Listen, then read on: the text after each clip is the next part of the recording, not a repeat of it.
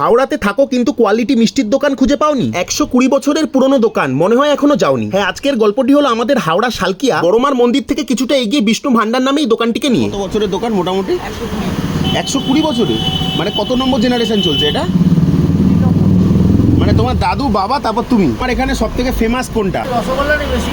রসগোল্লাটা সব থেকে ফেমাস। আর তাছাড়া রসগোল্লা, সন্দেশ, দই। কটা থেকে কটা অবধি খোলা থাকে? 6টা থেকে রাত্রি 12টা। সকাল 6টা থেকে রাত্রি 12টা। সব থেকে হাইয়েস্ট কত দামের মিষ্টি আছে এখানে? আর এটা 30 টাকা সন্দেশ আছে। 30 টাকা সন্দেশ কোনটা? ওই বড় বাটি। ওইটা 30 টাকা, মানে হাইয়েস্ট সব থেকে 30 টাকা। 30 টাকা, তোমার 60 টাকাও মাঝে মাঝে হয়। 60 টাকার কি হয়? ওই তালচাষ বড় একটা হয়। সব থেকে কমা মিষ্টি কি আছে? খাওয়া করবে 2 টাকা প্যারা।